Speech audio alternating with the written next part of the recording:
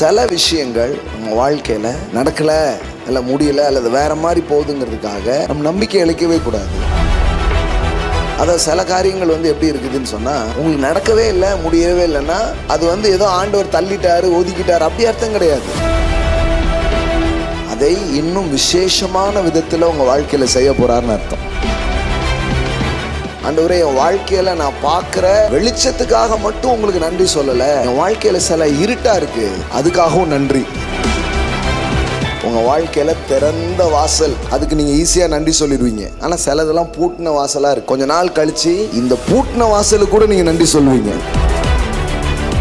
ஏன்னா சிலருக்கெல்லாம் சில வாசல் மட்டும் பூட்டி இல்லைன்னா இந்த இடத்துக்கு வந்திருக்கவே மாட்டோம். அங்க பூட்டி இருக்க போதுதான் சில இடத்துக்கு நம்ம வந்திருக்கிறோம்.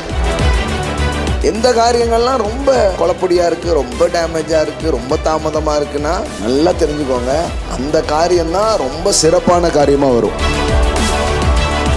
ஊர்ல யாருக்கு வியாதினாலும் இயேசுவை கூப்பிட்டா போய் சுகமாக்கிடுறாரு. இப்போ இயேசு வழக்கமா ஒரு வீட்டுக்கு போவார். இப்போ அந்த வீட்டுல இருக்கிற லாசருக்கு என்னது சுகம் இல்லை. இப்போ வரணுமா வர வேண்டாமா? காணும் பார்த்தா கடைசியில் லாசரு, வியாதியா இருந்த லாசரு மரிச்சே போயிட்டான். இப்போ வர எப்படி இருக்கும்?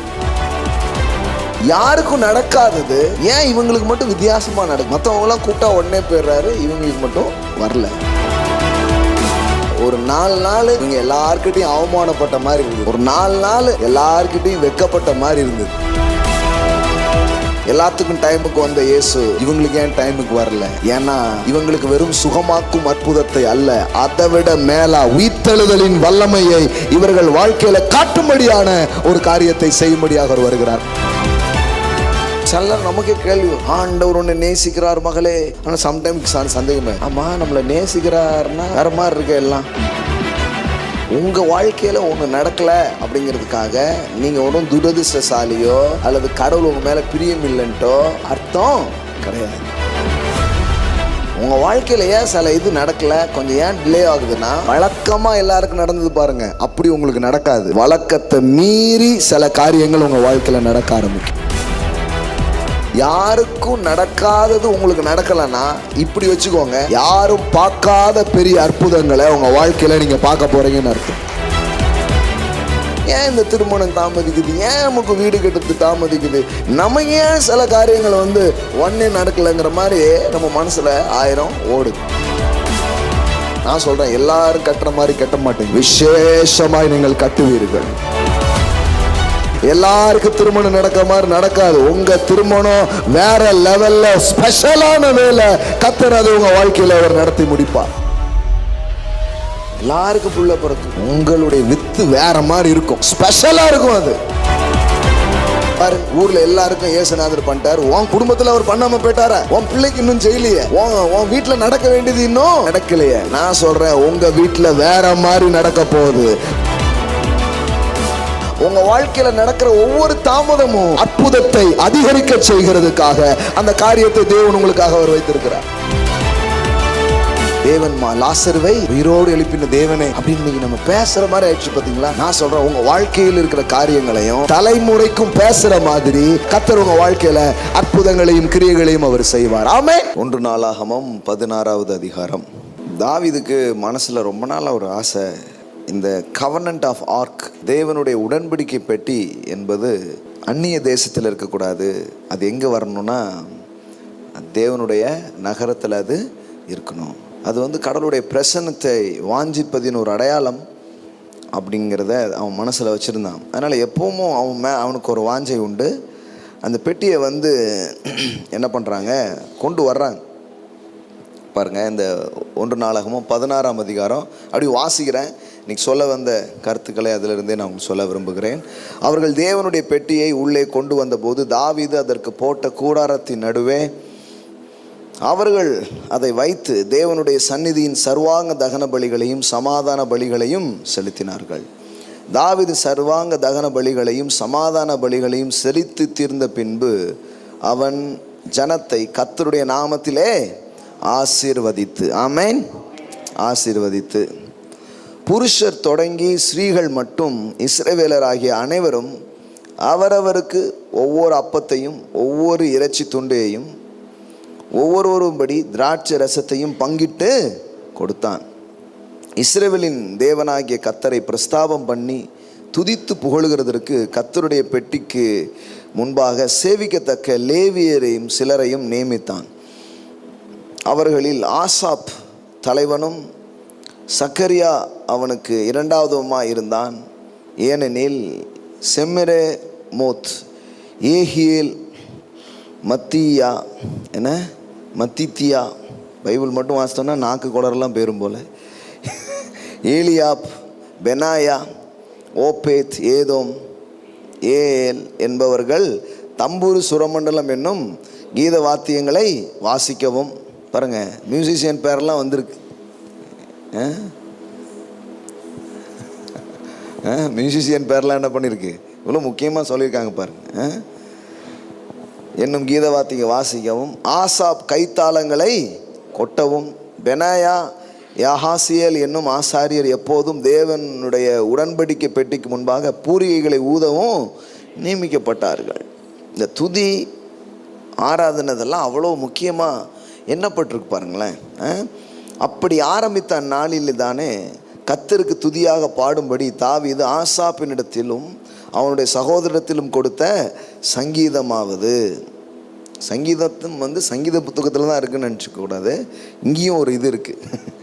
கர்த்தரை துதித்து அவருடைய நாமத்தை பிரஸ்தாபமாக்குங்கள், அவருடைய செய்கைகளை ஜனங்களுக்குள்ளே பிரசித்தப்படுத்துங்கள், அவரை பாடி அவரை கீர்த்தனம் பண்ணி அவருடைய அதிசயங்களை எல்லாம் தியானித்து பேசுங்கள், அவருடைய பரிசுத்த நாமத்தை குறித்து மேன்மை பாராட்டுங்கள், கர்த்தரை தேடுகிறவர்களின் இருதயம் மகிழ்வதாக, கர்த்தரையும் அவர் வல்லமையையும் நாடுங்கள், அவர் சமூகத்தை நித்தமும் தேடுங்கள், அவருடைய தாசனாகிய இஸ்ரவேலின் சந்ததியே, அவரால் தெரிந்து கொள்ளப்பட்டவர்களாகிய யாக்கோபின் புத்திரரே, அவர் செய்த அதிசயங்களையும் அவருடைய அற்புதங்களையும் அவர் வாக்கின் நியாய தீர்ப்புகளையும் நினைவு கூறுங்கள். இதுக்கு தான் வருவோம். அவரே நம்முடைய தேவனாகிய கர்த்தர், அவருடைய நியாய தீர்ப்புகள் பூமி எங்கும் விளங்கும். 1000 தலைமுறைக்கென்று அவர் கட்டளையிட்ட வாக்கையும் ஆபிரகாமோடு அவர் பண்ணின உடன்படிக்கையையும் அவர் ஈசாக்குக்கு இட்ட ஆணையையும் என்றைக்கும் நினைத்திருங்கள். ஸோ இது அப்படியே வாசிக்கலாம் ஃபுல்லாகவே. அவ்வளோ அற்புதமான ஒரு பேசேஜ். எப்படி தேவன் தன் ஜனங்களை விடுவித்தார், எப்படி தன் ஜனங்களை அற்புதமாக கொண்டு வந்தார், எல்லாத்தையுமே தாவீது இந்த இடத்துல நினைவு கூறுகிறான். எல்லாம் சொல்லுங்கள், நினைவு கூர்ந்தான். சரி, இந்த பொதுவாக இந்த மாதங்களை ஒரு தேங்க்ஸ் கிவிங் மந்தாக, நன்றி சொல்லுகிற ஒரு மாதங்களாக இதை செலவிடுகிறோம். ஸோ பொதுவாக இது ரொம்ப அற்புதமான ஒரு காரியம். இந்த மாதத்தில் தான் நன்றி சொல்லணுங்கிறது இல்லை. கர்த்தருடைய பிள்ளைகள் எப்போதுக்குமே ஒவ்வொரு நாளும் நன்றி சொல்கிற ஒரு இருதயம் நமக்கு இருக்கணும், எப்போவுமே இருக்கணும். ஆனாலும் அதுக்கு கொஞ்சம் ஸ்பெஷலாக கொஞ்சம் டைம் ஒதுக்கி கர்த்தர் செய்த எல்லா நன்மைகளை நினச்சி நாம் அவரை துதிக்கிறது, நன்றி செலுத்துறது ரொம்ப முக்கியமான ஒரு காரியம். அதை பொதுவாக இந்த மாதங்களில் சபை பழக்கங்களில் அதை செய்கிறது உண்டு. நம்மளும் அதை செய்கிறது ஒன்றும் தப்பு கிடையாது. எல்லா பாரம்பரியத்துக்கும் நம்ம எதிராக இருக்க வேண்டியதில்லை. வார்த்தைக்கு புறம்பான பாரம்பரியத்துக்கு தான் நம்ம எதிராக இருக்கணும், இல்லையா? ஸோ நன்றி சொல்கிறது நல்லது. ஆமென். கர்த்தரை துதிப்பது நல்லது. ஆமாம், எக்காலத்திலும் துதிக்கிறது அதோட ரொம்ப நல்லது. இப்போ நான் நன்றி சொல்லி கர்த்தரை துதிங்க அப்படின்னு சொல்லும்போது சில காரியங்கள் இருக்குது பாருங்கள். சில காரியங்கள்னால், இப்போ நான் கர்த்தர் எவ்வளோ நன்மைகள் செய்தார் அப்படின்னு கேட்டேன்னா, இப்போ பாட்டு பட்சம் பாருங்கள். அத்தனையும் சொல்லணும்னா நாவுகள் போதாது, 1000 ஆண்டுகள் போதாது, அவ்வளோ செஞ்சுருக்கிறார். உண்மையா? உண்மையா? Okay, super. இது ஒரு பக்கம். ஆனாலும் மனசில் இன்னொரு பக்கம், இதெல்லாம் நடந்துச்சு ஆனால் இது இன்னும் நடக்கலை. அப்படி இருக்கா இல்லையா? அப்படி இருக்கு. சிலது நினச்சதை விட ரொம்ப நல்லாவே நடந்துச்சு. அப்படி நடந்திருக்கா? சிலது நினைக்காத மாதிரி ஒஸ்டாவோ சில காரியங்கள் ஆயிருக்கும். உண்மையை பேசணுமா வேண்டாமா? உண்மையை தானே பேசணும். அப்படி இருக்குதா? சில காரியங்கள் அப்படி இருக்குது. அப்போது இதுக்கு நடுவில் எப்படி நம்ம வாழ்கிறது, எப்படி நம்ம பயணிக்கிறதுங்கிறது நமக்கு தெரியணும். பாருங்களேன், நான் அப்படியே சோதனை பண்ணுங்க அப்படின்னு சொல்லிட்டு போயிட்டு வாங்கணுங்க அனுப்பிச்சிட முடியாது. அது ஒரு முழுமையானதாக இருக்கணும். 100% அது ரொம்ப நிஜமான துதியாக அது இருக்கணும். பாருங்கள், சில நேரங்களில் சில காரியங்கள் நம்முடைய வாழ்க்கையில் அவ்வளோ சிறப்பாக, இப்போ இந்த வருஷம் ஆரம்பிக்கும் போதே நமக்கு இதை கரெக்டாக புரிந்து கொண்டு நம்ம போனோன்னா அடுத்தடுத்த வாரங்களில் இன்னும் கிளியர் ஆகிடுவோம். புது வருஷங்கிறது இன்னும் ஒரு அற்புதமான ஆயத்தமாக நமக்கு ஆகிடும். ஆமென். ஆமாம், இந்த மாதம் ஒரு ஆயத்தத்தின் மாதம்னு வச்சுக்கோங்களேன். நம்மளை ப்ரிப்பேர் பண்ணுறது. ஆமாம், எப்போவுமே நாம் இன்னும் நம்மளை தயார் செய்து கொள்ளும்போது இன்னும் அதீத ஆசீர்வாதங்களை, நன்மைகளை நம்முடைய வாழ்க்கையில் நாம் அனுபவிக்க முடியும். ஆமாம், குதிரை யுத்த நாளுக்கு என்ன பண்ணுது? ஆயத்தமாக்கப்படுகிறது. ஜெயமோ அப்போது ஆயத்தமாக்கப்படுதல் தேவையாக இருக்குது. ஏன்னா அதிலிருந்து தான் ஜெயம் இன்னும் என்ன பண்ண ஆரம்பிக்கும், வாழ்க்கையில் பெருக ஆரம்பிக்கும். நிறைய பேர் இது பரீட்சைக்கான வசனம்னே நினச்சிட்டாங்க. ஏன்னா ஆயத்தம்னா ஒன்று பரிச்சை, அதனால் படிக்கிற பிள்ளைங்களுக்கு அந்த வசனம் நல்லா தெரியும். அது அப்படி கிடையாது, எல்லாத்துக்கும் யூஸ் பண்ணலாம். அதே மாதிரி சில வசனம் இருக்குது, இந்த காரியம் கர்த்தரால் வந்ததுன்னா திருமணத்துக்காகவே வச்சுருப்பாங்க. கிறிஸ்தவத்தில் சில வசனத்தை அப்படி பிரித்து வச்சுருவாங்க. இதெல்லாம் திருமணத்துக்கு, இதெல்லாம் படிப்புக்கு, இந்த வசனம் இதுக்கு தான் போல அப்படிங்கிற மாதிரி என்ன பண்ணிட்டு. அதே மாதிரி குதிரை யுத்த நாளுக்கு ஆயத்தமாக்கம் பண்ணனால ஏதோ படிக்கிற பிள்ளைங்க நல்லா படி, குதிரை ஆயத்தமாகணும், அது குதிரை மாதிரியே ரெடி பண்ணுறது.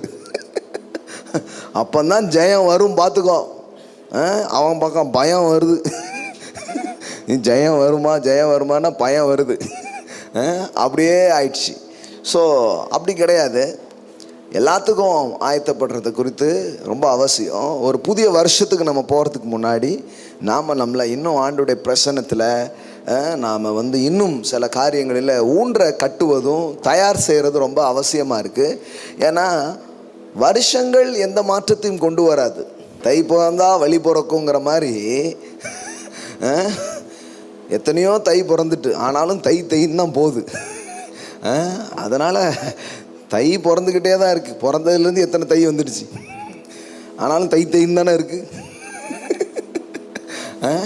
அப்படி கிடையாது. சிலர் 2021 தான் இப்படி, 22 அப்படிம்பாங்க. 2 எத்தனை போனாலும் நமக்குள்ள நடக்க வேண்டிய சில மாற்றம் கடவுளுடைய வார்த்தையினாலும் கிருபையினாலும் வந்தாதான் வாழ்க்கை எப்படி இருக்க ஆரம்பிக்கும், ரொம்ப நல்லா இருக்க ஆரம்பிக்கும். ஸோ அதெல்லாம் முக்கியம். அது ஆண்டவர் உதவி செய்வார் உங்களுக்கு, கவலைப்படாதீங்க. ஐயோ எதையாவது குண்டை தூக்கி போட்டுருவார் போல் அப்படின்னு நினைக்காதீங்க. இங்கே போட்டாலும் நல்ல குண்டாக தான் போடுவோம், ஆசீர்வாத குண்டு தான் போடுவோம். அப்படி ஒரு குண்டு இருக்கா பிரதர் அப்படின்னு கேட்குறாங்க. நம்ம கண்டுபிடிச்சிருக்கோம். ஆமாம், அதனால் பயப்படாமல் கேட்கலாம், தைரியமாக கேட்கலாம். ஐயோ எதையாவது சொல்லிடுவார் போல், நம்ம ரொம்ப மாற வேண்டியது இருக்கும் போல் அப்படின்னு பயந்துடாதீங்க. உங்களால் உங்களை மாற்ற முடியாது, அது எனக்கும் தெரியும், கர்த்தருக்கும் தெரியும். அதனால தான் அவரே உங்களை மாற்றுவார். ஆமென். நீங்கள் எவ்வளோ ட்ரை பண்ணி என்ன மாறிட்டீங்களா என்ன? நம்மளை மாற்றிக்கிற சக்தி ஒன்றும் நமக்கு இல்லை. கொஞ்சம் சின்னது பண்ணுவோம், ஆனால் பெருசாக ஒன்றும் செய்கிறதுக்கு முடியல. நம்ம நிறைய எத்தனை விஷயம் செய்யணும் நினைக்கிறலாம் செஞ்சிட்டோமா என்ன? காலையில் எழும்புன்னு நினைப்போம், கரெக்டாக மத்தியானம் தான் முழிப்பு தட்டும். எக்ஸசைஸ் பண்ணணும்னு நினச்சி ஆசையாக போய் சேருவாங்க, ஒரு நாள் எக்ஸசைஸ் பண்ணவே மாட்டாங்க. ஜபம் பண்ணுவோம் பிரதர் 1ஆம் தேதி அப்படிம்பாங்க. அதான் 1ஆம் தேதி தான் அந்த ஜபம். அப்புறம் மீதி வருஷத்தில் கடைசி நாள் இந்த வருஷம் ஃபுல்லாக ஜபம் பண்ணலாம் ஆண்டவரே, மன்னிச்சுக்கோங்க ஆண்டவரேன்னு மன்னிப்பின் ஜபம் இப்படியே போகும். அதனால் நீங்கள் ரொம்ப அந்த ரிலீஜனாக ட்ரை பண்ணி அப்படிலாம் யோசிக்காதீங்க. கடவுளுடைய கிருபை உங்கள் வாழ்க்கையில் மாற்றங்களை கொண்டு வரும். Amen. So believe the grace of God for your change and for your preparation. Okay, so தேவன் அதை உங்கள் வாழ்க்கையில் செய்ய வல்லவராக இருக்கிறார். அவர் மாற்றத்தை தருவார். சரிங்களா? சரி, இப்போ நான் சொல்கிறதுங்கிறது ஒரு புதிய நன்மைகளுக்காக, புதிய ஆசீர்வாதங்களுக்காக நாம் நம்மளை தயார் செய்து கொள்கிற ஒரு மாதமாகவும் இந்த மாதத்தை என்ன பண்ணலாம், செலவு பண்ணலாம். இப்போது சில காரியம்லாம் நடந்திருக்கு, அதுக்கு நன்றி சொல்லிகிட்டே இருக்கிறோம். ஆனால் சில காரியங்கள் கொஞ்சம் நடக்கலை. இன்றைக்கி நடக்கும்னு பார்த்தோம், நடக்கலை. இந்த மாதம் நினச்சோம், நடக்கலை. இந்த வருஷம் நினச்சோம், நடக்கலை. இந்த மாதமும் எப்படி போமோ அப்படின்னு நினைக்க வேண்டியதில்லை. நான் என்ன சொல்கிறேன்னா, நீங்கள் ஒரு காரியத்தை எப்போவுமே புரிஞ்சு வச்சுக்கோங்க. என்ன புரிஞ்சு வச்சுக்கணுன்னா, சில விஷயங்கள் நம்ம வாழ்க்கையில் நடக்கலை, இல்லை முடியலை, அல்லது வேறு மாதிரி போகுதுங்கிறதுக்காக நம்ம நம்பிக்கை இழைக்கவே கூடாது. நம்ம என்ன பண்ணணுன்னா, அதை சில காரியங்கள் எப்படி இருக்குதுன்னு சொன்னால், உங்களுக்கு நடக்கவே இல்லை, முடியவே இல்லைன்னா அது ஏதோ ஆண்டவர் தள்ளிட்டார், ஒதுக்கிட்டார், அப்படி அர்த்தம் கிடையாது. அதை இன்னும் விசேஷமான விதத்தில் உங்கள் வாழ்க்கையில் செய்ய போகிறாருன்னு அர்த்தம். ஆமேன். இன்னும் சிறப்பான விதத்தில் அதை செய்ய போகிறாருன்னு அர்த்தம். ஆமேன். ஆமாம், எந்த காரியங்கள்லாம் ரொம்ப குழப்படியாக இருக்குது, ரொம்ப டேமேஜாக இருக்குது, ரொம்ப தாமதமாக இருக்குன்னா நல்லா தெரிஞ்சுக்கோங்க, அந்த காரியம்தான் ரொம்ப சிறப்பான காரியமாக வரும். ஆமேன். ஆபிரகாமுக்கு தேவன் வாக்கு பண்ணி 25 வருஷம் 100 வயசில் தான் அவனுக்கு குழந்தை பிறக்கு இல்லையா? ஏன் அப்படி அப்படின்னா, இப்போ நம்ம யோசிக்கும் போது அப்போ நமக்கு ஒரு 25 ஆண்டு ஆகும் போல் அப்படி யோசிக்கிறதுக்கு இது சொல்ல, நல்லா கவனிச்சுக்கோங்க. அது உங்களுக்கு 25 வயசாக இருந்தால் பரவாயில்ல, இன்னொரு 25 ஆண்டுன்னா கூட பரவாயில்லன்னு இருக்கும். அப்படி இல்லை, ஏன் அப்படிங்கிறத புரிஞ்சுக்கணும்னு சொல்கிறேன். ஏன்னா இந்த ஆபிரகாம் சாரால் இந்த 2 பேருக்குள்ள எத்தனையோ பாதிப்பு, எத்தனையோ விதமான ரணங்கள், எத்தனையோ விதமான தன்மைகள் இருந்துச்சு. தேவன் அதெல்லாம் ஹீல் பண்ணிகிட்டே வந்தார், அதெல்லாம் மாற்றிட்டே வந்தார். 2 பேரும் ஒரு லெவலுக்கு வந்த உடனே இப்போ ஐசக் அனுப்பிட்டா இந்த சந்ததி ஒரு சுகமாக்கப்பட்ட சந்ததியாக, ஆசீர்வதிக்கப்பட்ட சந்ததியாக அது இருக்கும். இவங்க மேலே இருக்கிற அந்த வடுக்களும் காயங்களும் இது மேலே வராது. ஒரு ஹீல்டு ஜென்ரேஷன் வரட்டுங்கிறதுக்காக தான் ஆண்டவர் வெயிட் பண்ணிட்டு இருந்தார். ஆமேன். சும்மா பொத்தன்னு ஏதோ ஒன்று பெற்று போடுதுங்கிற மாதிரி அப்படி பெற்று போடணும்னு கடவுள் என்ன பண்ணல, விரும்பலை. ரொம்ப குவாலிட்டியான ஒரு தலைமுறைக்காக அவர் என்ன பண்ணார், வெயிட் பண்ணார். அதனால தான் ஆபிரகாமின் வாழ்க்கையில் சில தாமதங்கள் நடந்துச்சு. ஸோ தாமதம் ஆகிறதுனாலே தேவன் தள்ளிவிட்டார் என்று அர்த்தம் அல்ல. எல்லாம் சொல்லுங்கள், தாமதம் ஆகிறதுனால் தள்ளிவிட்டார் என்று அர்த்தம் அல்ல. ஆமேன். ஸோ டிலேஸ் அப்படிங்கிறது is not God denials. Okay, delay ஆகுதுன்னா ஆண்டவர் அதை இது பண்ணிட்டாருன்னு அர்த்தம் கிடையாது. அதை வேற மாதிரி செய்ய போகிறாரு, அதை இன்னும் சிறப்பாக அவங்க வாழ்க்கையில் என்ன பண்ண போகிறாரு, செய்ய போகிறாருன்னு அர்த்தம். ஸோ இந்த மனசு இருந்தால் தான் நமக்குள்ள ஒரு தேங்க்ஸ் கிவிங் ஹார்ட் வேலை செய்ய ஆரம்பிக்கும். இல்லைன்னு சொன்னால் ஒரு அஃபண்டடான ஒரு ஹார்ட் உள்ளே இருந்துக்கிட்டே இருக்கும். நான் சொல்கிறேன், சில இது நமக்கு புரியுது, சில இது நமக்கு புரியலை. எத்தனை பேருக்கு புரியாத காரியம் இருக்குது? எனக்கு நிறைய இருக்குது. எதுக்கு நான் தூக்குறேன்னா அப்போ தான் உங்களுக்கு நிறைய பேருக்கு நம்பிக்கை வரும். என்ன நிறைய பேர் நினச்சிப்பாங்க, அவருக்கே தெரியும் போல நினச்சிடும். அப்படிலாம் கிடையாது. எனக்கு நிறைய புரியாதது இருக்குது, எனக்கும் பதில் வராத கேள்விகள் நிறைய இருக்குது. ஆனால் கூட நான் என்ன நம்புகிறேன்னா, தேவனே நீர் நல்லவர். ஆமேன். நீர் உண்மை உள்ளவர். சிலது எனக்கு தெரியல, ஏன் எதுக்கு எப்படின்னு தெரியல. ஆனாலும் என்னை விட என் வாழ்க்கையில் ரொம்ப அக்கறை உள்ளவர் நீங்கள் தான். அதனால் எனக்கு செய்யாமல் வேறு யாருக்கு செய்ய போகிறீங்க? கண்டிப்பாக செய்வீங்க. சிலது கொஞ்சம் லேட்டாக இருக்குது, சிலது கொஞ்சம் நடக்கலை, அதுக்காக அது நடக்காமல் போயிடுங்கிறது இல்லை. அது ரொம்ப அழகாக நீங்கள் செய்வீங்க. ஆமென். ஸோ நிச்சயமாக கர்த்தருடைய பிரசன்னத்திலே அந்த காரியங்கள் நிச்சயமாக இவங்க வாழ்க்கையில் நடக்கும். ஏன்னா இந்த தேங்க்ஸ் கிவிங்க்கு தடையாக இருக்கிறது ஒரு அஃபண்டட் ஹார்ட், ஒரு மனத்தாங்கள் உள்ளே இருந்ததுன்னா ஒரு உண்மையான இருதயத்திலேருந்து என்ன சொல்ல முடியாது, நன்றி சொல்லவே முடியாது. உதடுகள் மட்டும்தான் சொல்லும், தோத்திரம் தோத்திரம் தோத்திரம் தோத்திரம், உள்ள ஆத்திரம் ஆத்திரம் ஆத்திரம் ஆத்திரன்ற. இப்படி ஒரு துதியை ஸ்தோத்திரத்தை நம்ம ஏறெடுக்கணும்னு தேவன் என்ன பண்ணல, விரும்பலை. தேவன் சொல்கிறாரு, அப்படியே சொல்கிறார் பழைய ஏற்பாட்டில், அவங்க உதடுகள் என் உதடுகளால் என்னை கனம் பண்ணுகிறார்கள், அவங்க உள்ளமும் எப்படி இருக்குது, என்னை விட்டு ரொம்ப தூரமாக இருக்குப்பா. நம்மளும் ஸ்தோத்திரம் ஸ்தோத்திரம் எல்லாம் கையை வேகமாக தட்டுங்க, நல்லா துதிங்க. சபையில் அதானே வேகமாக தட்டி வேகமாக துதிச்சு உள்ள வெறுமையாகவே இருக்குது. கடவுள் அப்படி விரும்பலை. நம்ம உளமாற அவருக்கு நன்றி சொல்லணும்னு ஆசைப்படுறார். ஆமென். மெய்யாகவே நீர் நல்லவர் சுவாமி. அப்படிப்பட்ட துதிகளில் தேவன் என்ன பண்ணுறாரு, பிரியப்படுறாரு. மற்றபடி உதட்டிலேயே நம்ம பபுள் காமை போட்டு மின்ற மாதிரி அந்த மாதிரி ஒரு துதியை அவர் என்ன பண்ணல, விரும்பலை. அதில் ஒன்றும் அவருக்கு பெரிய பிரியம் கிடையாது. ஏன் இதை பேசுகிறது ரொம்ப அவசியமாக இருக்குது அப்படின்னா, நமக்கு தேவனை குறித்த ஒரு புரிதல் வேணும். நம்ம தேவன் அப்படி கிடையாது. ஒருவேளை நமக்கு புரியாமல் இருக்கலாம், ஆனால் அவர் நல்லவராகவே இருக்கிறார். ஆமென். நிறைய கேள்விகள் இருக்குது, நிறைய தெரியாத விஷயங்கள் இருக்குது. அந்த இருளான பகுதிக்காகவும் நீங்கள் தேவனை நம்புங்க. அந்த புரியாத அந்த புதிருக்காகவும் கர்த்தரை நம்புங்க. ஆண்டவரே, என் வாழ்க்கையில் நான் பார்க்குற வெளிச்சத்துக்காக மட்டும் உங்களுக்கு நன்றி சொல்லலை. என் வாழ்க்கையில் சில இருட்டாக இருக்குது, சிலது ரொம்ப கிரேயாக இருக்குது, அதுக்காகவும் நன்றி.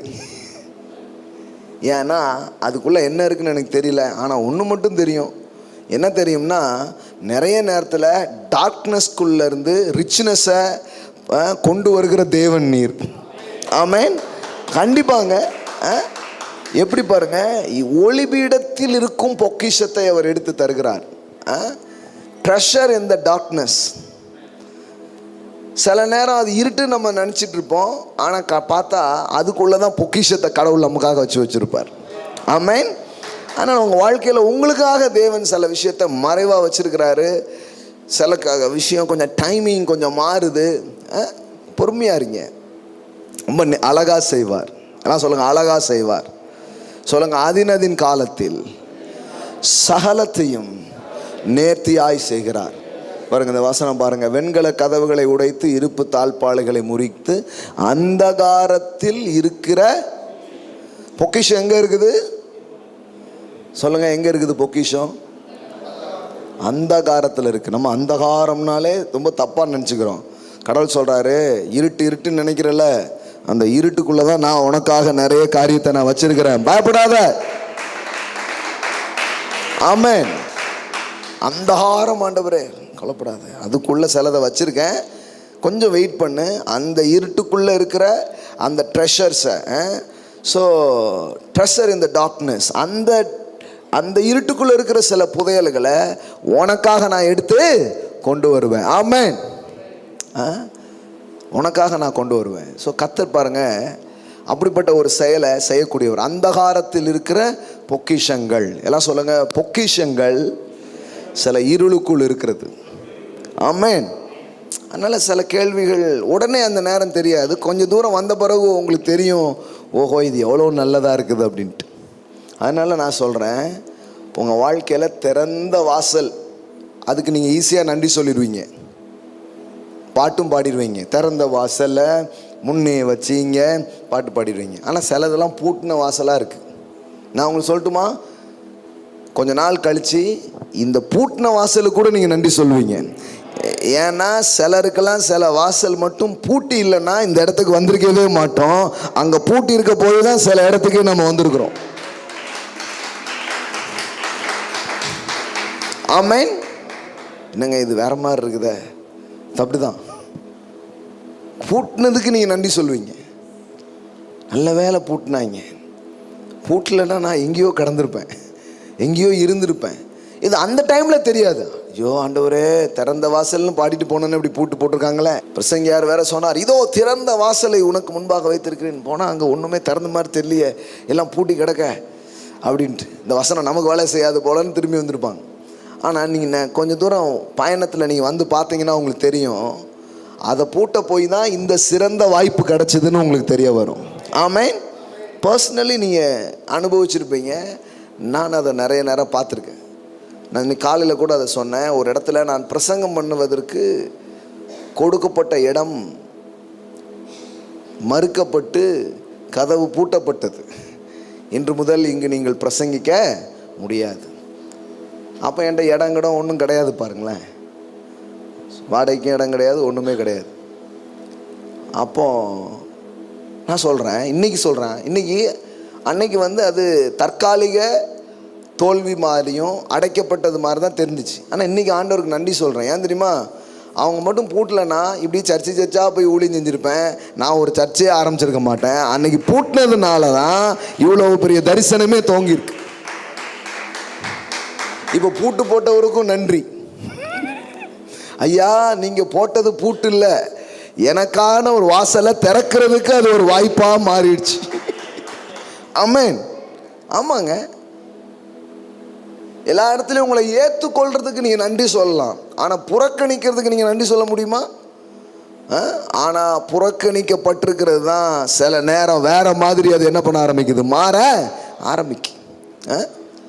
கர்த்தர் பாருங்க, எல்லா விதத்துலையும் நம்மளை உருவாக்க அவர் விரும்புகிறார். அதனால் வாழ்க்கையின் சில காரியங்கள் உடனே நடக்கலைன்னு சோர்ந்து போய்டுறதோ அவ்வளோதான் நினைக்கிறதோ கூடாது. பாருங்க, என்ன நீங்கள் நினைக்கணும்னா, என் கர்த்தர் நல்லவர்.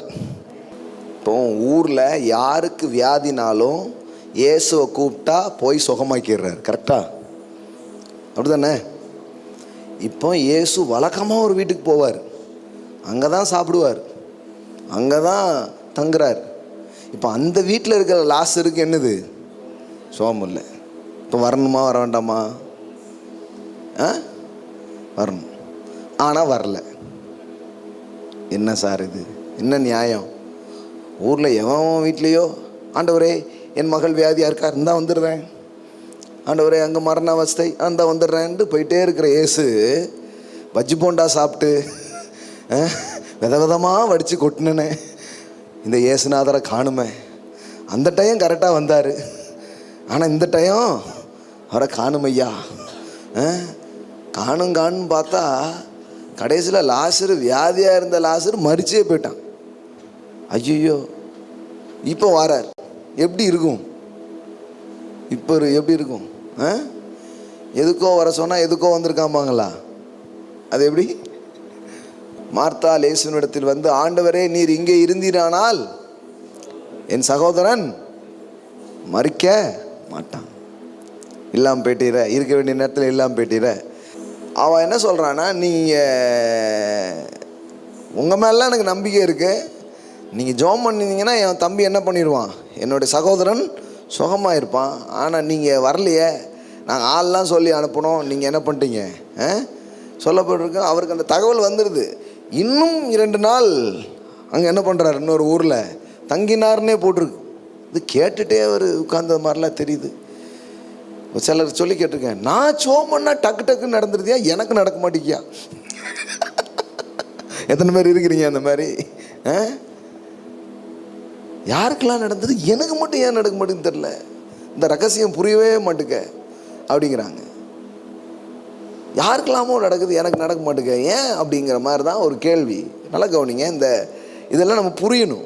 புரிஞ்சாதான் நமக்கு கர்த்தருடைய செயல்கள் நமக்கு என்னன்னு தெரியும். எப்போவுமே அவரை நன்றி செலுத்துகிற ஒரு இருதயம் நமக்குள்ள உருவாகும். அங்கே பாருங்கள், அழகாக போட்டிருக்கு, அவன் வியாதியாக இருக்கிறதாக அவர் கேள்விப்பட்ட பொழுது உடனே பஸ்ஸை பிடிச்சோ, உடனே போட்டோ எடுத்துட்டோ வரல, தாம் இருந்த இடத்தில் பின்னும் 2 நாள் தங்கினார். இது கேள்விப்பட்டால் எப்படி இருக்கும் உங்களுக்கு?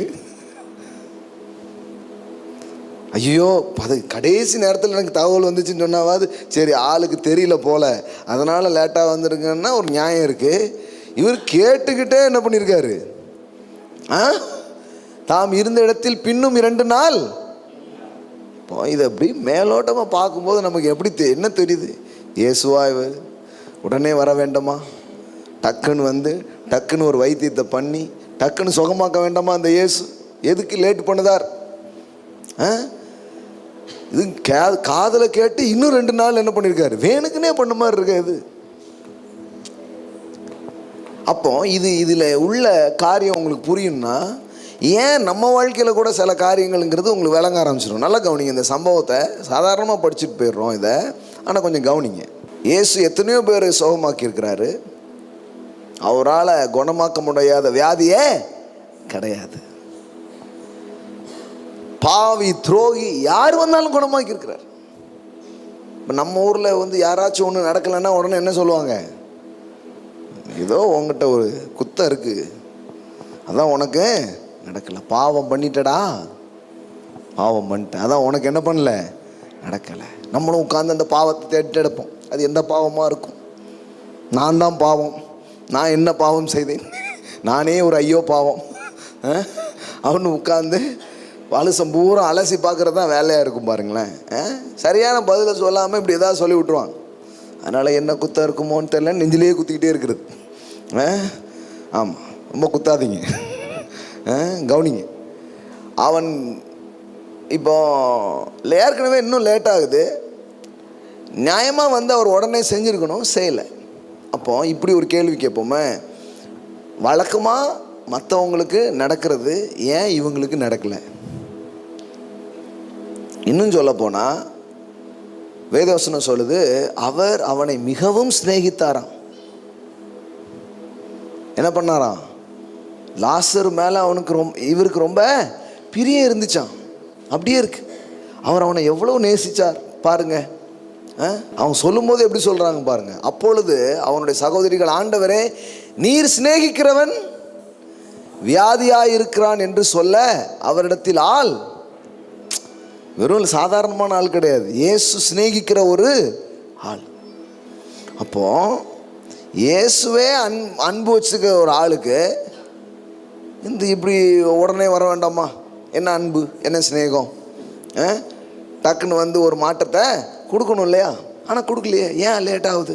இப்போ சில நமக்கே கேள்வி வரும், ஆண்டவர் ஒன்று நேசிக்கிறார் மகளே, ஆமேன் அல்லேலூயா அப்படின்றோம். ஆனால் சம்டைம்க்கு சந்தேகமாயிரும், ஆமாம் நம்மளை நேசிக்கிறாருன்னா இப்படி ஒன்றும் வேற மாதிரி இருக்க, எல்லாம் இதுதான் நேசமா அப்படின் மாதிரி நமக்கு வருது. வெளியில் சொல்ல மாட்டீங்க, உள்ளுக்குள்ளே இருக்குது கேள்வி. ஆனால் இப்போ கவனிங்க, யாருக்கும் நடக்காதது ஏன் இவங்களுக்கு மட்டும் வித்தியாசமாக நடக்குது? மற்றவங்களாம் கூப்பிட்டா உடனே போயிடுறாரு, இவங்களுக்கு மட்டும் வரல. உடனே வரல, லேட்டாக வராரு. தகவல் கேட்டும் லேட்டாக வராரு. யாருக்காவது தகவல் கேட்டு இயேசு லேட் பண்ணாரா? பைபிளில் நீங்கள் வாசிச்சிருக்கீங்க, அவர் லேட் பண்ணாரா? உடனே உடனே போயிடுறாரு. ஆண்டவரேனா உடனே உடனே டக்கு டக்குன்னு நடக்கு. ஆனால் இவங்களுக்கு டக்கு டக்குன்னு நடக்கலை. அதனால் இங்கே டக்கு டக்குங்க, என்ன டக்கு டக்குன்னு எல்லாருக்கும் நடக்கு, நமக்கு மட்டும் ஒன்றுமே நடக்க மாட்டேங்க. நமக்கு ஏன் லேட் ஆகுது? நமக்கு ஏன் தாமதம் ஆகுது? சிலருக்கு உடனே நடந்துடுது, சிலருக்கு ஏன் நடக்க மாட்டுக்கு? ஆண்டவர் நம்மளை ரொம்ப நேசிக்கிறார. நமக்கு ஒரு வியாதி, நமக்கு ஒரு கஷ்டங்கும் போது சில நேரம் கொஞ்சம் டிலே ஆன மாதிரியே தெரியுது. அப்படிங்கிற மாதிரி நமக்கு உள்ள இருக்குது. ஆனால் நமக்கு என்னென்னா, சரி ரைட்டு இருக்குதுங்க, ஆனாலும் பரவாயில்ல அப்படின்னு போயிட்டே வந்துட்டுருக்கோம். ஆனால் அப்படி கிடையாது. உங்களுக்கு தேவனுடைய செயல் உங்களுக்கு புரியணும். புரிஞ்சால் நீங்கள் இன்னும் வேறு விதமாக தேவனை பார்ப்பீங்க. அவரை துதிக்கிறதுல நீங்கள் இன்னும் வளர ஆரம்பிச்சிடுவீங்க. நான் சொல்கிறேன் பாருங்கள், என்ன நடக்குதுன்னா, அவள் சொல்கிறா, நீ இருந்திரானால் அவன் என்ன பண்ணியிருந்துருக்க மாட்டான், செத்துருக்கவே இல்லை. நீங்கள் டைமுக்கு வந்திருந்தாலும் என்ன பண்ணியிருப்பான், காப்பாற்றிருந்துருக்கலாம். ஆனால் நீங்கள் என்ன பண்ணிட்டீங்க, லேட்டாக வந்துட்டீங்க. அப்போது மற்றவங்களுக்கு எல்லாம் உடனே நடந்தது, இவளுக்கு ஏன் லேட்டாக நடந்துச்சு? ஒன்று தான் பாருங்கள். ஒரு விஷயம் உங்களுக்கு நான் சொல்கிறேன், உங்கள் வாழ்க்கையில் ஒன்று நடக்கலை அப்படிங்கிறதுக்காக நீங்கள் ஒன்றும் துரதிர்ஷ்டசாலியோ அல்லது கடவுள் உங்கள் மேலே பிரியம் இல்லைன்ட்டோ அர்த்தம் கிடையாது. உங்கள் வாழ்க்கையில் ஏன் சில இது நடக்கலை, கொஞ்சம் ஏன் டிலே ஆகுதுன்னா, வழக்கமாக எல்லாருக்கும் நடந்தது பாருங்கள், அப்படி உங்களுக்கு நடக்காது. வழக்கத்தை மீறி சில காரியங்கள் உங்கள் வாழ்க்கையில் நடக்க ஆரம்பிக்கும். It's not ordinary way, it is extraordinary way. Extraordinary way. எல்லாம் சொல்லுங்கள், வழக்கமானது எனக்கு நடக்காது, வழக்கத்தை மீறி நடக்கும். ஆமென். அது வரைக்கும் எல்லாரும் வியாதி சுகமான அற்புதம் தான் பார்த்துருக்காங்க. ஆனால் 4 நாள் கல்லறையிலிருந்து வெளியே வந்ததை யாருமே பார்த்ததில்லை. நான் சொல்கிறேன், யாருக்கும் நடக்காதது உங்களுக்கு நடக்கலைன்னா இப்படி வச்சுக்கோங்க, யாரும் பார்க்காத பெரிய அற்புதங்களை உங்கள் வாழ்க்கையில் நீங்கள் பார்க்க போகிறீங்கன்னு அர்த்தம். ஆமென். உங்களுக்கு வேற மாதிரி அவர் செய்ய போகிறாருன்னு அர்த்தம். அது காமன் க்ரௌடுக்கு அப்படி பண்ண மாட்டார், சம் செலக்டிவான ஆட்களுக்கு தான் அதை அவர் செய்வார். ஆமென். உங்களுக்கு நடக்கலைனாலே தெரிஞ்சுக்கோங்க, நீங்கள் காமன் கிரவுண்டு கிடையாது, you are some selective person. நீங்கள் தேர்ந்தெடுக்கப்பட்ட ஆளாக நீங்கள் இருக்கிறீங்க.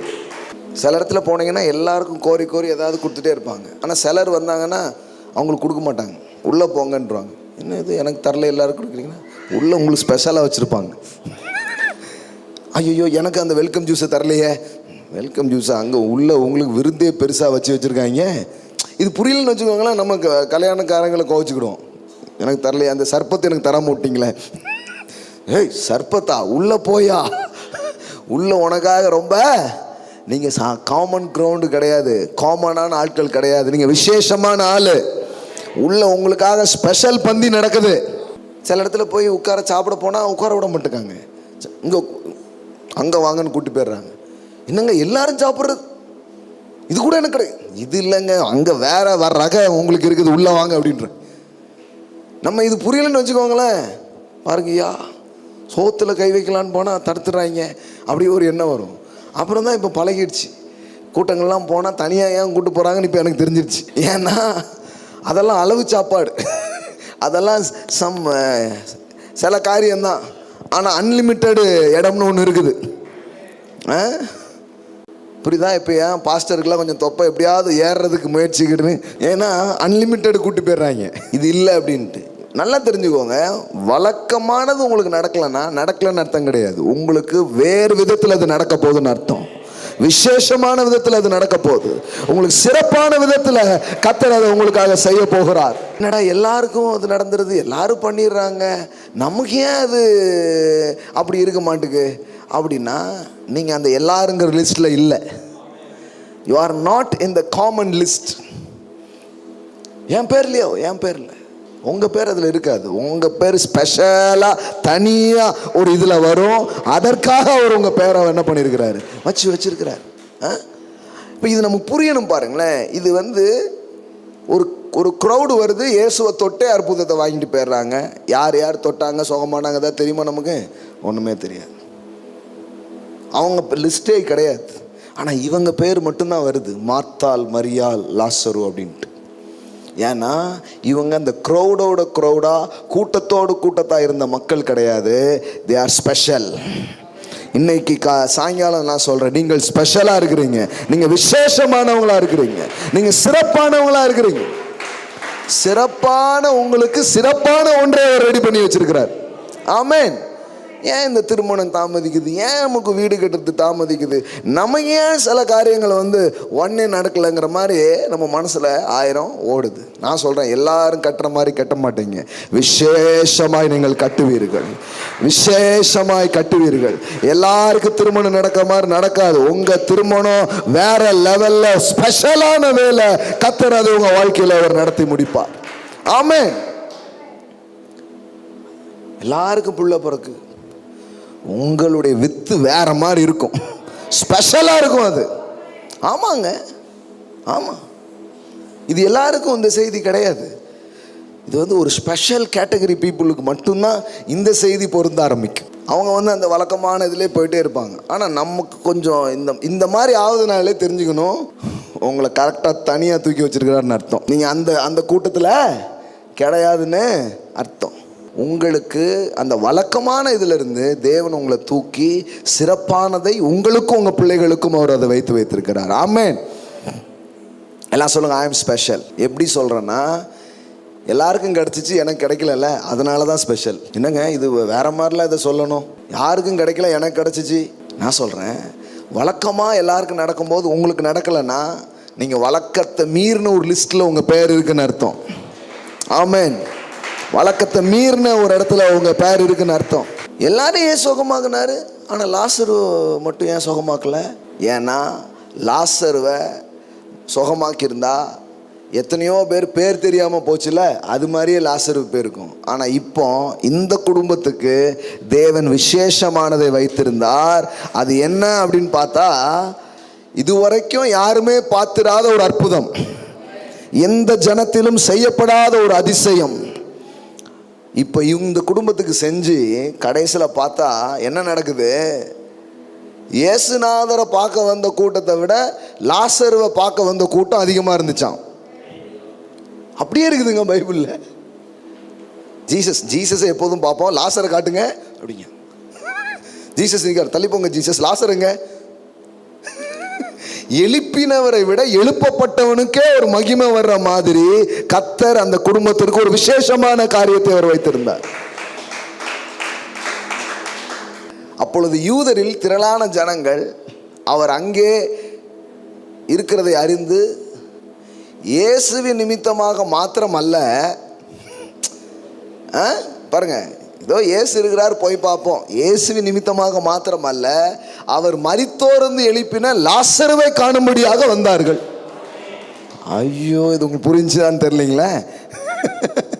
கடவுள் பாருங்க எந்த மாதிரி ஒரு மகிமையை லாசருக்காக அந்த குடும்பத்துக்காக அவர் வச்சிருந்தாரு. அப்போ ஆனால் அந்த டைமில் என்ன சொல்லியிருப்பாங்க? என்னத்தை நீ ஏசு ஏசுன்னு போய் என்னத்தை பார்த்த? இவங்கள ஏசு ஏசுன்னு ஏசிருப்பாங்க. புரியல கொஞ்சம் பேருக்கு. ஏசு ஏசுன்னு ஏசிருப்பாங்க. நீ என்னத்தை பார்த்த? என்னத்தை நீ கண்ட? ஏசு ஏசுன்னு போய் என்னத்தை கண்ட? சாதாரணமாக தான் இருக்கு. பாரு, ஊரில் எல்லாருக்கும் ஏசுநாதர் பண்ணிட்டார், உன் குடும்பத்தில் அவர் பண்ணாமல் போயிட்டாரா? உன் பிள்ளைக்கு இன்னும் செய்யலையே, உன் வீட்டில் நடக்க வேண்டியது இன்னும் நடக்கலையே. நான் சொல்கிறேன், உங்கள் வீட்டில் வேற மாதிரி நடக்க போகுது. உங்கள் வீட்டில் வேற மாதிரியான காரியங்களை அவர் செய்யும்படியாக அவர் இருக்கிறார். ஆமென். ஆமாங்க, அதான் நிஜம். எல்லாருக்கும் நடந்த மாதிரி நடக்கல, வேற மாதிரி நடந்துச்சு. அப்போ இயேசுவை பார்க்க மாத்திரமல்ல, அவர் மரித்தோரிலிருந்து எழுப்பின லாசருவை காணும்படியாக வந்தார்கள். இப்போ இதை இப்படி எடுத்துக்கோங்க, இயேசுவை பார்த்து நம்பின நாளெல்லாம் போய் உங்களை பார்த்து அவரை நம்புற மாதிரி ஒரு நாட்களை தேவன் உங்களுக்காக அவர் வைத்திருக்கிறார். ஆமென்.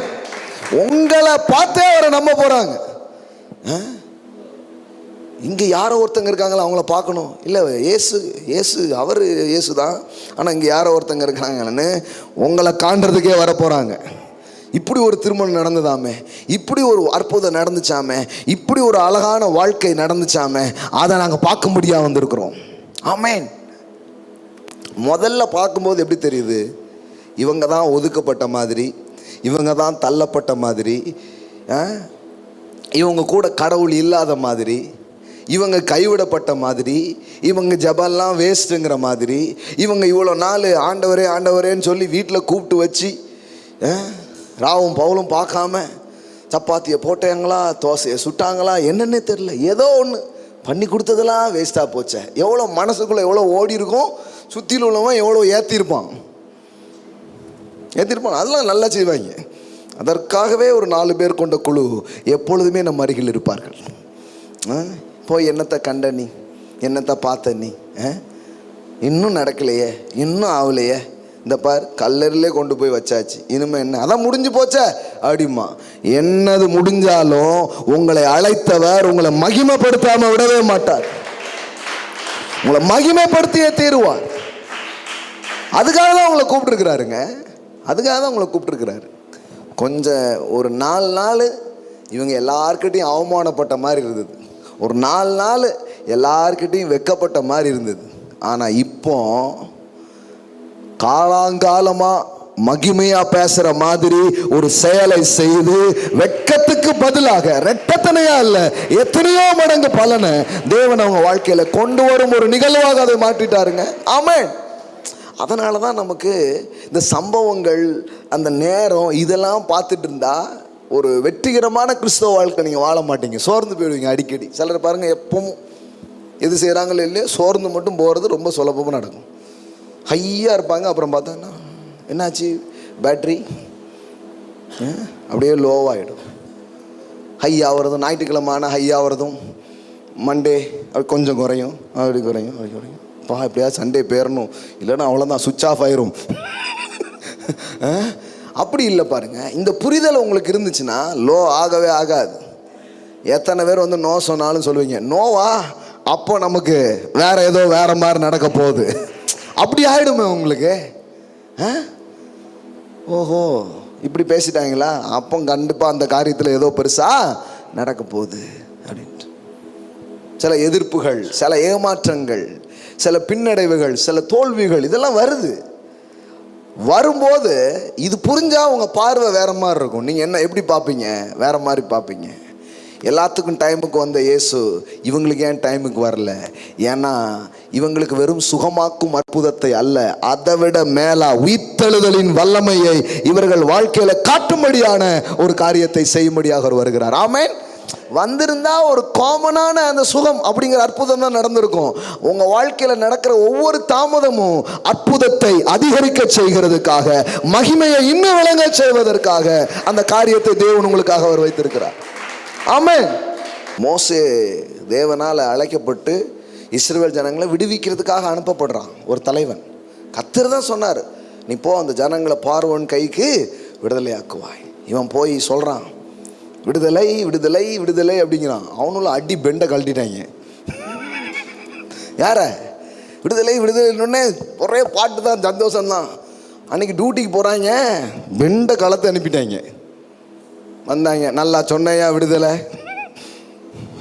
எவ்வளோ முதுவை பாரு, விடுதலையை பாரு, வரைஞ்சி அனுப்பியிருக்காங்க. உங்கள் பிரசங்கத்தை கேட்டோம் பாருங்க, செழிப்பு செழிப்பு, நீங்கள் போங்க, ஒரே சலிப்பு. ஆமாம், சில நேரம் நமக்கு என்ன நடக்குன்னு தெரியணும். இதோ அதோ நீங்கள் ஒன்றத்தையும் காணுமே, அப்படி இப்படி நீங்கள் வேற மாதிரி இருக்க எல்லாம். கடைசியில் மோசேக்கே ஒரு மாதிரி ஆகிப்போச்சு. ஆண்டவரே, நான் பாட்டுக்கு ஆடு மேய்ச்சிக்கிட்டு இருந்தேன், 80 வயசு ஆயிடுச்சு, இன்னும் அப்படியே மேய்ச்சிட்டு அப்படியே போயிருப்பேன். இதில் நெருப்பெல்லாம் கொளுத்தி காமிச்சு வா உன்னை அனுப்புகிறேன்னு கூட்டிகிட்டு வந்து கடைசியில் பார்த்தா ஒன்றும் ஜனங்களுக்கு ஒன்றும் நடந்த மாதிரியே இல்லையே. இதோ பாலும் தேனும் ஓடுகிற தேசத்துக்கு உங்களை கொண்டு போய் தேவன் சேர்ப்பார் அப்படின்னா அவனுக்கு வேற மாதிரி ஆயிடுது. இன்னும் பிரசங்கத்தை கேட்குறான். இன்னும் என்ன பண்ணுறாங்கன்னா, அந்த பார்வோன் அவர்களுக்கு இன்னும் கடினமான காரியத்தை அவன் என்ன பண்ணுறான், செய்கிறான். பார்வோன் கூப்பிட்றான், உங்களெல்லாம் டைம் இருக்கிறதுனால தானே ப்ராஸ்பரிட்டி மெசேஜ் கேட்க போகிறீங்க. பாலும் தேனும், கூழும் கஞ்சும் குடிக்கும் போதே பாலும் தேனுமா உங்களுக்கு, அதுக்கே உங்களுக்கு வராத மாதிரி பண்ணி போடுதேன் அப்படின்ட்டு. இவ்வளோ நாள் செங்கல் மட்டும்தானே அறுத்தீங்க, இனிமேல் வைக்கோலையும் போய் அறுத்துட்டு வாங்க அப்படின்ட்டு. அதாவது செங்கல் வேலை பார்க்குறவங்களுக்கு வைக்கோலை இவங்களே கொடுத்துருவாங்க. ஆனால் இவன் பிரசங்கத்தை கேட்டதுனால என்ன பண்ணிட்டாங்க பாருங்கள், என்ன போட்டிருக்குது, அவர்கள் முன் செய்து கொடுத்த கணக்கின்படியே செங்கல் செய்யும்படி சொல்லுங்கள், அதிலே நீங்கள் ஒன்றும் குறைக்க வேண்டாம். அவர்கள் எப்படி சோம்பலா இருக்கிறார்கள், அதனால் நாங்கள் போய் எங்கள் தேவனுக்கு பலியிடுவோம் என்று இவன் போய் ஒர்க் ஸ்பாட்டில் பேசியிருக்கான். நாங்கள் போகிறோன்ட்டு, நீ பாரு எங்கே போகிறேன்னு போய் காட்டுறேன், போடுறா. ஐயா மோசே ஐயா, உங்கள் பிரசங்கத்தை கேட்டுட்டு கம்பெனிக்கு போனால் ஒரே அடி ஐயா, அது அந்த வைக்கோல்லாம் பிறக்குங்கன்னுப்பாங்களே, அதில் அது போடுங்க. அப்பொழுது ஜனங்களின் ஆலோட்டிகளும் அவர்கள் தலைவர்களும் புறப்பட்டு போய் ஜனங்களை நோக்கி, உங்களுக்கு வைக்கோல் கொடுப்பதில்லை, நீங்கள் போய் உங்களுக்கு அகப்படுகிற இடங்களில் வைக்கோல் சம்பாதிங்கள், ஆனாலும் உங்கள் வேலையில் ஒன்றும் குறைக்கப்படுவது என்று பார்வான். இவன் போயிருக்கிறது எதுக்கு, அவங்க சுமையை நீக்கி அவங்கள விடுதலையாக்குறதுக்கு. ஆனால் இவன் போனதுக்கப்புறம் என்ன நடந்துச்சு, சுமை கூடிச்சு. கேள்வி வருமா வராதா? முள்செடி தன்னால் எரிஞ்சிச்சா, பேசிச்சா, இல்லை நீங்கள் தான் பேசி அனுப்பிச்சிங்களா? இந்த பாதையில் எல்லாருமே போயிருக்கிறாங்க. யோவான் ஒரு வாட்டி கேட்குறாரு, ஆண்டவரே வர்றது நீங்கள் தானா அல்லது வேறு ஒருவர் வர காத்திருக்க? இந்த யோவான் தான், இவர் தான் தேவ ஆட்டுக்குட்டின்னு சொன்னான். இப்போ அவனுக்கே கன்ஃபியூஸ் ஆகி போச்சு. ஹலோ, இருக்கீங்களா, கவனிக்கிறீங்களா? இந்த யோவான் தான் என்ன சொன்னார், ஞானஸ்தானம் கொடுத்துக்கும் போது என்ன சொன்னார், ஒரு புறா யார் மேலே வரும், அவங்க தான் யார், தேவகுமாரன், இதோ உலகத்தின் பாவத்தை சுமந்து தீர்க்கிற தேவ ஆட்டுக்குட்டி அப்படின்னாரு. இவனுக்கு இப்போ இவன் ஜெயிலில் இருக்கானா, யாரு, யோவானை பிடிச்சி எங்கே வச்சுருக்காங்க, ஜெயிலில் வச்சுருக்காங்க. அதனால் யோவானுக்கு கொஞ்சம் குழப்பமாகி போச்சு. இவர் தானா இல்லை வேற, கரெக்டாக சொல்லிட்டேனாப்பா, நான் எப்பா நான் கரெக்டாக சொல்கிறேனா அப்படிங்க. நீங்கள் இயேசுவினிடத்திற்கு போய் வருகிறவ நீர்தானா அல்லது வேறொருவர் வர காத்திருக்க வேண்டுமா என்று கேளுங்கள் என்று சொல்லி அனுப்பினான். அந்தபடி அவர்கள் அவரிடத்தில் வந்து, வருகிறவர் நீர்தானா அல்லது வேறொருவர் வர காத்திருக்க வேண்டுமா என்று கேட்கும்படி, யோவான் சானகன் எங்களை உம்மிடத்திரு, ஏன் நீ தான் அடையாளவே படுத்தின, உனக்கே சந்தேகமா? அப்போ ஒரு நேரத்தில் நம்பிக்கையாக இருந்தது, இன்னொரு நேரத்தில் எப்படி இருக்கு, கேள்வியா இருக்கு. கவனிங்க அடுத்தால. எல்லாரும் அந்த சமயத்தில் நோய்களையும் கொடிய வியாதிகளையும் பொல்லாத ஆவிகளையும் கொண்டிருந்த அநேகரை அவர் குணமாக்கி அநேக குருடர்களுக்கு பார்வை அளித்தார். இயேசு அவர்களுக்கு பிரதித்திரமாக, நீங்கள் போய் கண்டவைகளையும் கேட்டவைகளையும் யோவானுக்கு அறிவியுங்கள், குருடர்கள் பார்வை அடைகிறார்கள், சப்பானிகள் நடக்கிறார்கள், குஷ்டரோகிகள் சுத்தமாகிறார்கள், செவிடர்கள் கேட்கிறார்கள், மரித்தோர் எழுந்திருக்கிறார்கள், தரித்திரருக்கு சுவிசேஷம் பிரசங்கிக்கப்படுகிறது. ஆமென். இந்த சைனை போய் யோவானுக்கு சொல்லுங்க, இது மேசியானிக் சைன். ஆமென். இது மேசியாவுக்கு உரிய அடையாளம், போய் சொல்லுங்க அப்படின்ட்டு. அப்போ சில நேரம் அப்படியா அந்த மாதிரி ஆகுது. கொஞ்சம் வளர்ந்து வர்றவங்களுக்கு ஆரம்பத்தில் எல்லாம் நல்லா நடந்த மாதிரியே இருந்தது, அப்புறம் அப்படியே கொஞ்சம் டிலே ஆன மாதிரியே இருக்குது. ஏன் அப்படிங்கிறாங்க? அடுத்த கட்டத்துக்கு போகிறீங்கன்னு அர்த்தம். இப்போ பால் இல்லை, இப்போ அதை விட மேலான காரியத்தை அவர் உங்களுக்கு கொடுக்க போறாருன்னு அர்த்தம். ஆமென். கரெக்டாக புரிஞ்சுக்கோங்க. இப்போ மோசஸ்க்கு ஒரு இதாவது, என்ன ஆண்டவரே அவர்கள் சுமையை நீ நீக்குவாய், அவர்களை விடுவிப்பாய்ன்னு சொன்னீங்க. ஆனால் நான் போன நாள்ல இருந்து புரட்டி எடுக்கிறான் இந்த பார்வோன், அவங்களுக்கு இன்னும் கஷ்டம்தான் வருது. எனக்கும் இது ஆரம்பத்தில் தெரியாது பாருங்க. நான் எதெல்லாம் நம்ம பிரசங்கம் பண்ணுறோமோ அதுக்கு ஆப்போசிட்டாக ஒரு செயலை எப்போவுமே பிசாசு பண்ணுவான். இதோ செழிப்பு அப்படிமா பார்த்தா, பிரதர் ஒரே கடன் பிரச்சனை அப்படிம்பாங்க. ஆண்டவரே, மக்கள் செழிப்புக்குள்ளே போகிறாங்களா இல்லை கடனுக்குள்ளே போகிறாங்களா? இதோ சுகம் அப்படின்னா ஒரே வலி, எல்லாம் வியாதியாக இருந்த மாதிரி. என்னது நீங்கள் சொன்னதானே சொல்லிட்டு இருக்கோம்? அதே தான், கரெக்டாக சொல்கிறேன்னா இல்லையா? ஏன்னா இந்த இருளின் ராஜ்யம் எப்போவுமே என்ன பண்ணுது, நம்மக்கிட்ட போடப்பட்ட வாக்குத்தத்தங்களையும் நம்மக்கிட்ட போடப்பட்ட அந்த நம்பிக்கையிலையும் எதையாவது பயன்படுத்தி எடுக்கலாமான்னு பார்க்குறான். ஏன்னா இன்னும் கொஞ்ச நாள் அவன் வெளியே வந்துடுவான். அதனால் முழு சக்தியை வச்சு போராடி பார்க்குறான்.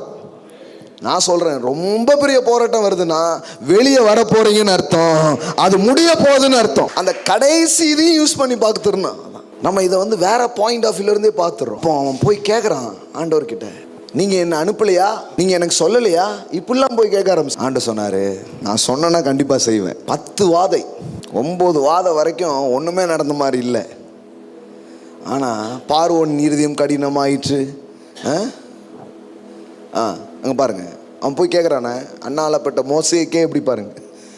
அப்பொழுது மோசே கர்த்தரிடத்தில் திரும்பி போய், ஆண்டவரே, இந்த ஜனங்களுக்கு தீங்கு வர பண்ணினது என்ன, என்னை ஏன் அனுப்பினீர்? நான் உமது நாமத்தை கொண்டு பேசும்படி பார்வோனிடத்தில் பிரவேசித்தது முதல். அது வரைக்கும் கூட கொஞ்சம் நல்லா தான் இருந்தாங்க. பிரவேசித்தது முதல் அவன் இந்த ஜனங்களை உபத்திரவப்படுத்துகிறான், நீர் உம்முடைய ஜனங்களை விடுதலையாக்கவில்லையே என்றான்.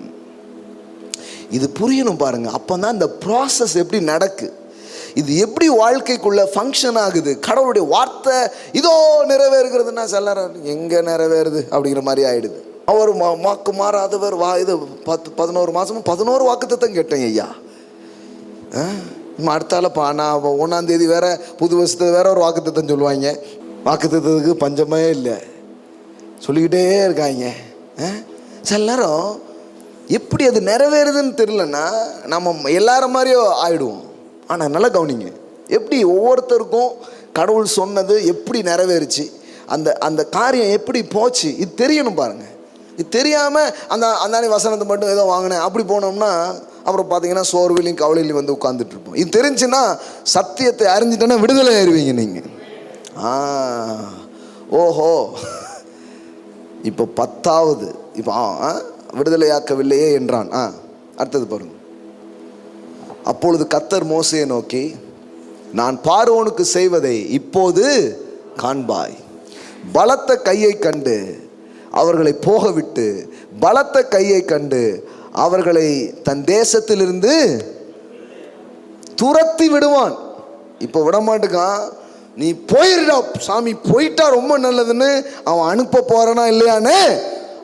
இப்போ உங்களுக்கு இப்படி சொல்றேன் பாருங்களேன். என்னைக்குமே ஆண்டவர்கிட்ட இருந்து ஒரு வார்த்தை வந்துட்டுனா அது கண்டிப்பாக நிறைவேறும். ஆனால் அது நிறைவேறாது, அது நடக்காது, அது முடியாதுங்கிற மாதிரியே இந்த இருளின் ராஜ்யம் ஒரு காரியத்தை உங்களுக்கு எதிராக போட்டுக்கிட்டே இருக்கும். நீங்கள் என்ன பண்ணணும்னா அந்த இடத்துல தான் கவனமாக இருக்கணும். வந்துச்சுன்னா நிறைவேறாமல் போகாது. ஆமென். வந்துச்சுன்னா கண்டிப்பாக நடக்கும். அது வெறுமனையாய் திரும்பவே திரும்பாது. அது கண்டிப்பாக என்ன பண்ணும், ஆகும். இப்போ பாருங்க, ஆண்டவர் சொல்லிட்டாரு துரத்தி விடுவான் பார் அப்படின்னு என்ன பண்றாரு சொல்றாரு. மேலும் தேவன் மோசேயை நோக்கி, நான் யெகோவா சர்வ வல்லமையுள்ள தேவன் என்னும் நாமத்தினால் நான் ஆபிரகாம், ஈசாக்கு, யாக்கோபுக்கு தரிசனமானேன். ஆனால் யெகோவா என்னும் என் நாமத்தினால் நான் அவர்களுக்கு அறியப்படவில்லை. இந்த யெகோவாங்கிறது என்னன்னா, த ரிடம்டிவ் நேம் ஆஃப் காட், அதாவது மீட்பின் நாமம். எல்லாம் சொல்லுங்க, மீட்பின் நாமம். அப்படின்னா என்ன அர்த்தம்? நானே மீட்கிறவர், என் பேரே மீட்பர். ஆமென். யெகோவா அப்படின்னா என்ன? மீட்கிறவர், நானே உன்னை மீட்கிறவர். இந்த நாமத்தில் ஆபிரகாம், ஈசாக்கு என்னை பார்க்கல, ஆனால் நீயும் உன் ஜனங்களும் பார்ப்பீங்க. அப்போனா என்ன அர்த்தம்னா, இப்படி சொல்கிறேனே, ஒவ்வொரு தாமதங்களுக்கு நடுவில் தேவனுடைய புதிய தன்மையை நீங்கள் பார்க்க ஆரம்பிப்பீர்கள். நீ நினைக்கலாம் இப்படி தான் செய்வார் அப்படின்ட்டு. இல்லை, முதல் ஒரு நாளே நடந்திருக்கலாம், 2வது நாளே நடந்திருக்கலாம். ஆனால் 10வது வாதையில் இவங்களுக்கு விடுதலை மட்டும் ஆகலை, 400 வருஷம் அவங்க உழைச்ச உழைப்பு, அவங்க போட்ட எல்லாம் மொத்தமாக அவங்க கையில் வந்து பொன்னோடும் வெள்ளியோடும் அவர்கள் புறப்பட்டு போனார்கள். ஆமென். ஆனால் அதுக்கு முன்னாடி இவ்வளோ நடந்தது பாருங்க. அவனே ஜனங்க சோர்ந்து போகிறது வேற, தலைவனுக்கே சோர்வு. ஆமாம், எனக்கு வந்திருக்கு. இது பக்கத்து ஹோட்டலில் தானே ஆரம்பித்தோம். நம்ம இப்போ இருக்கிற பில்டிங்கு பக்கத்து நம்ம ஜாயன் ரெசிடென்சி. ஒரு நாள் எனக்கே டவுட் ஆயிடுச்சு, நம்ம அழைச்சி தாங்க வந்தோமா? ஏன்னா வாடகை கொடுக்குறது கூட காசு கிடையாது. 3500 அந்த பில்டிங்குடைய ரெண்ட்டு. ஒன்றும் வாரம் பிரசங்கம் பண்ணிட்டே போவேன். தேவையும் ஒன்றும் சொல்கிறது இல்லை. ஏவன் இருக்கிறார் அப்படின்னா இவர்கிட்ட நிறைய வச்சுருக்காரு போலன்னு வர்றாலும் போயிடும். இப்போ நம்ம ஜனங்களுக்கு ஒரு வழக்கம் என்னென்னா, கொஞ்சம் கவலையோட கண்ணீரோட, அதாவது அப்படியாகன்னா இறக்கப்பட்டு ஏதாவது கொடுத்துட்டு போவீங்க. ஏன்னா இவங்க இரக்கத்தின் அடிப்படையிலே கொடுத்து வல்லவர்கள். தேவையின் அடிப்படையில் தான் இவங்க கூட செய்வாங்க. நல்ல சட்டெல்லாம் போட்டு கொஞ்சம் ஆள் நல்லா வந்துச்சுன்னா, அப்பா அவருக்கு தேவையில்லைங்க, அங்கே ஒருத்தர் கஞ்சிக்கு வழி இல்லாமல் இருக்கான், அவருக்கு கொடுப்போம் கொடுத்துருவாங்க. இப்படி தான் ஒரு மைண்ட் செட் இருக்குது ஜனங்களுக்கு. புரியுதா நான் சொல்கிறது? புரியாத மாதிரியே இருக்கீங்களே. இப்போ அப்படி கிடையாது, மாறிடுச்சு. இப்போ கனத்தின் அடிப்படையில் கொடுக்குறோம், இந்த தேவையின் அடிப்படையில் கொடுக்கறது இல்லை. வார்த்தையை கனம் பண்ணும்படி என்ன பண்ணுறோம்? கொடுக்குறோம். ஆமென். அது வேறங்கிறது இப்போ புரிஞ்சிச்சு, இங்கே வர்றவங்களுக்கு அது புரியும். ஆனால் அன்றைக்கி பார்த்தீங்கன்னா எனக்கே டவுட்டாக தான் இருந்துச்சு, இது நம்மளை அழைச்சாரா இல்லை நம்மளா வந்துட்டோமா, சித்தமா பித்தமான்னு ஒரே மைண்டுக்குள்ளே நிறைய ஓடுது. ஆமாம். அப்போ ஒரு நாள் பிரசங்கம் பண்ணிகிட்ருக்கேன், அப்படி ஒரு ப்ரெசன்ஸ். நினைக்கிறேன் இஸ்ரவேல் பிரதர் அந்த மீட்டிங்கில் இருந்தீங்கன்னு நினைக்கிறேன். நான் கேட்டேன், இப்போ ஒரு அளவில்லாத ஒரு பிரசன்னத்தை நான் உணர்றேன், இன்றைக்கி அது வித்தியாசமாக இருக்குது, எத்தனை பேர் அதை உணர்றீங்கன்னு கேட்டேன். நிறைய பேர் அப்படி முன்னாடி வந்தாங்க. அன்றைக்கி உங்களுக்கு ஞாபகம் இருக்கான்னு தெரில, அன்றைக்கி வந்தாங்க. அப்படி ஒரு கன்ஃபர்மேஷன்லாம் இல்லாமல் பண்ண முடியல பாருங்களேன் ஒவ்வொரு காரியத்தை. ஆனால் இன்றைக்கி திருப்பி பார்க்கும்போது தேவன் சொன்ன எல்லா வார்த்தையும் நிறைவேறி இருக்குது, ஒன்றும் பொய்த்து போகவில்லை. ஆமென். இப்போ நானே அழைக்கப்பட்டேன்னு தெரிலன்னா போங்கையான்ருவீங்க. கடவுள் கூட இருந்தால் ஒளிய இந்த மாதிரி வேலைகள்லாம் செய்ய முடியாது. இப்போ பாருங்கள் எத்தனை லட்சங்கள், லட்சம்லாம் இல்லை, அதெல்லாம் அது போன வருஷத்துக்கு முதல் இந்த வருஷம்லாம் கோடியை தாண்டிட்டோம். பண்ண செலவெல்லாம் கணக்கு எழுதுனா கோடியை தாண்டி போயிட்டோம். லட்சங்கள் செலவு பண்ண நாளெல்லாம் முடிஞ்சிருச்சு. இந்த 21லேயே கோடியை தாண்டிட்டோம். இன்னும் 22ல் கோடியா என்ன மேன்மைக்கு மேன்மையாக நம்ம பார்க்க போகிறோம். ஆமென். கோடியா நம்ம பார்க்க போகிறோம். ஆமென். கர்த்தர் பெரியவருங்க. ஆனால் அந்த தாமதம், அந்த வழக்கமானது நடக்காமல் போகிறது, இது எல்லாத்தையுமே நாம் எப்படி ஃபேஸ் பண்ணணும் அப்படிங்கிறது ரொம்ப கற்றுக்கணும். அது ரொம்ப முக்கியம் பாருங்கள். அப்போ மோசேக்கும் அது இருந்திருக்கு, யோவானுக்கும் அது இருந்திருக்கு. நம்ப முடியல, யோவானுக்கே இருந்ததா? சொல்லப்படாதீங்க, யோவானுக்கே இருந்திருக்கு. நமக்கு வர்றது இதே கிடையாது. நடக்குமா நடக்காதா? ஏன் எனக்கு மட்டும் நடக்கலை, கொஞ்சம் தாமதமாகிற மாதிரி இருக்குதே. மேசியா டாம் டிம்னு சண்டை போட்டு எல்லாத்தையும் விடுதலையாக்கவர்னு பார்த்தா என்ன ஜெயிலில் வேற தூக்கி வச்சுருக்கானப்பா. ஜாமீன் எடுக்கிறது கூட ஏசு யாரையும் அனுப்பிச்ச மாதிரி தெரியலையே. இவர் தான் மேசியாவா அப்படின்னு அவனுக்கு டவுட் ஆகி போச்சு. அதே மாதிரி மோசேக்கே அழைத்தவர் நீர் தானா? அப்படின்னு ஒரு டவுட் ஆகி போச்சு. இந்த டவுட் எல்லாருக்குமே வந்திருக்கு. மார்த்தாள் மரியாளுக்கும் அதே தான். நீங்க இருந்திருந்தா என் சகோதரன் மரித்திருக்க மாட்டானே அப்படிங்கிற மாதிரி தான் இருந்திருக்கு. ஆனால் வழக்கமானது நடக்கலை. ஆனால் வழக்கத்தை தாண்டிய காரியங்கள் வாழ்க்கையில் நடக்க ஆரம்பிச்சது. ஆமென். இப்போ பார்த்தீங்கன்னா அந்த 10வது வாதையில் பெரிய விடுதலை ஏற்படுகிறது இஸ்ரவேலர்களுக்கு. அது மாதிரி லாசருவின் வியாதியில் சுகமடையவில்லை, ஆனால் மரித்த லாசருவை தேவன் உயிரோடு எழுப்பினார். இன்னைக்கு எத்தனை தலைமுறை பேசுகிறாங்க பாருங்க. தேவன் லாசருவை உயிரோடு எழுப்பின தேவனே அப்படின்னு இன்னைக்கு நம்ம பேசுகிற மாதிரி ஆயிடுச்சு. பார்த்தீங்களா? நான் சொல்கிறேன், உங்கள் வாழ்க்கையில் இருக்கிற காரியங்களையும் தலைமுறைக்கும் பேசுகிற மாதிரி, தலைமுறைக்கும் நினைவு கூறுற மாதிரி தான் கர்த்தர் உங்கள் வாழ்க்கையில் அற்புதங்களையும் கிரியைகளையும் அவர் செய்வார். ஆமென். ஒரு நாளும் மனம் தளராதீங்க. அதனால் இந்த வருஷங்களில் நடந்திருக்கு நிறைய நன்றி, சிலது நடக்கலை, அதுக்கு ரொம்ப நன்றி. ஏன்னா இன்னும் சிறப்பாக நடக்க போகுது, இன்னும் பெருசாக நடக்க போகுது, இன்னும் உயர்வாக அது நடக்க போகிறது. ஆமென். தான் நிஜங்க. விடுதலைலாம் அடைஞ்சிருக்கோம், ஸ்தோத்திரம். ஆனால் சிலதுக்கு இன்னும் போராட்டம் ஓஞ்ச மாதிரியே தெரில, அதுக்கு ரொம்ப கோடி ஸ்தோத்திரம். ஏன்னா பெருசாக அது ஓய போகுது. ஆமென். இது புரிஞ்சிருச்சுன்னா உங்கள் ஹார்ட் அஃபண்டாக இருக்காது. கர்த்தாவே நீர் நல்லவர்னு சொல்ல ஆரம்பிச்சிருவீங்க. ஆமென். சில நேரத்தில் எவ்வளோ பெரிய ஆளாக இருந்தாலும் மனசில் ஒரு தாங்கல் வந்துடுது. வேதவசனம் சொல்லுது, மனுஷனுடைய மதியினம் அவன் வழியை தாறுமாறாக்கும், இருந்தாலும் அவன் மனம் கர்த்தருக்கு விரோதமாய் தாங்கல் அடையும். மனத்தாங்கல்னா எனக்கு ஏன் நடக்கலை அப்படின்னு ஏதோ ஒரு உள்ளத்தில் ஒரு எண்ணம். இப்போ புரியுதா?